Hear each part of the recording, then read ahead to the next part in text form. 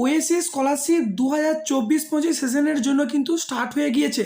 তো এই ভিডিওতে মূলত তোমাদেরকে দেখাবো যে তোমরা ওএসসি স্কলারশিপ অ্যাপ্লাই করতে কি যোগ্যতা লাগবে এবং এই স্কলারশিপ কোন স্টুডেন্ট আবেদন করতে পারবে, সমস্ত ডিটেলস কিন্তু তোমাদেরকে দেখিয়ে দেবো। তো প্রথমে দেখো, এই ওএসসি স্কলারশিপ তোমরা কারা আবেদন করতে পারবে। দেখো, যে সমস্ত এসসি এসটি এবং ওবিসি স্টুডেন্টরা, তোমরা যারা স্বামী বিবেকানন্দ স্কলারশিপ পাবে না বা এসবিএম সিএম স্কলারশিপ পাবে না এবং তোমরা যারা নবান্ন স্কলারশিপ পাবে না, তোমরা কিন্তু এই ওএসসি স্কলারশিপ কিন্তু আবেদন করতে পারবে।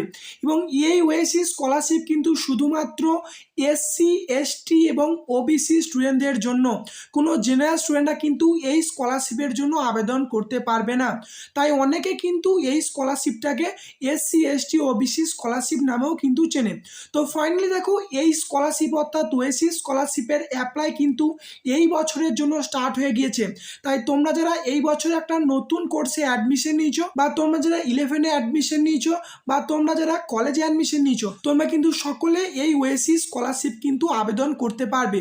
তো তার আগে বলে দিই, দেখো তোমরা যারা এসসি এসটি ওবিসি স্টুডেন্টরা যদি কেউ স্বামী বিবেকানন্দ স্কলারশিপে অ্যাপ্লাই করতে পারো, তোমরা কিন্তু সেটার অ্যাপ্লাই করবে, কারণ এই স্কলারশিপের থেকে কিন্তু স্বামী বিবেকানন্দ স্কলারশিপের অ্যামাউন্টটা বেশি পাওয়া যায়। ঠিক আছে, এরপর দেখো, তোমরা কিন্তু এই ওএসসি স্কলারশিপ অ্যাপ্লাই করতে গেলে তুমি এই বছর যে কোর্সে অ্যাডমিশন নিয়েছো, তার আগে যে তুমি কোর্সটা কমপ্লিট করেছো, বা ধরো তুমি 12-এ পাস করার পর কোনো একটা কলেজে অ্যাডমিশন নিয়েছো, তুমি যদি 12-এ মিনিমাম পাস করে থাকো, তাহলে কিন্তু তোমরা এই স্কলারশিপটা আবেদন করতে পারবে। তো এরপর দেখো, তোমাদের অ্যাপ্লাই করতে কি কি ডকুমেন্টস লাগবে। তো সেই জন্য দেখো, তোমাদের এখানে যে একটা অপশন আছে, দেখো যে স্টুডেন্ট রেজিস্ট্রেশন, এই অপশনে তোমাদেরকে ক্লিক করতে হবে। তো ক্লিক করার পর এখানে দেখো যে পেজটি ওপেন হয়েছে, এখানে তুমি যে ডিস্ট্রিক্ট থেকে বিলং করো সেই ডিস্ট্রিক্টটাকে তুমি ফার্স্ট সিলেক্ট করে নেবে। দেন নিচেতে যে সাবমিট অপশন আছে, এই অপশনে কিন্তু তোমাদেরকে ক্লিক করে দিতে হবে।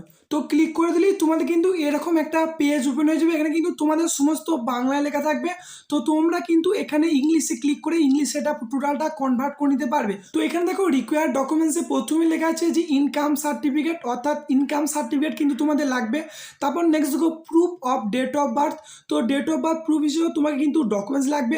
নেক্সট দেখো হচ্ছে কাস্ট সার্টিফিকেট, এটা যেহেতু বললাম যে তোমরা যারা এসসি এসটি ওবিসি স্টুডেন্ট আছো, তাই তোমাদের যাদের কাস্ট সার্টিফিকেট আছে, তোমরা কিন্তু এই স্কলারশিপের জন্য আবেদন করতে পারবে।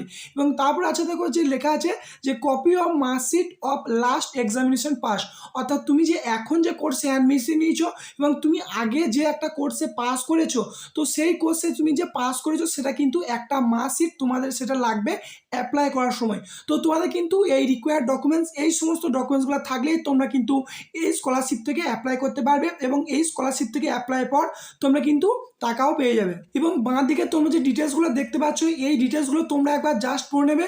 দিয়ে নিচেতে তোমরা একটি অপশন দেখতে পাচ্ছ, দেখো আই এগ্রি, এই অপশানে ক্লিক করে তোমরা কিন্তু এই স্কলারশিপের জন্য ফর্ম ফিল আপটা করতে পারবে। ঠিক আছে, তো এই ভিডিওটি এতটুকুই, ধন্যবাদ।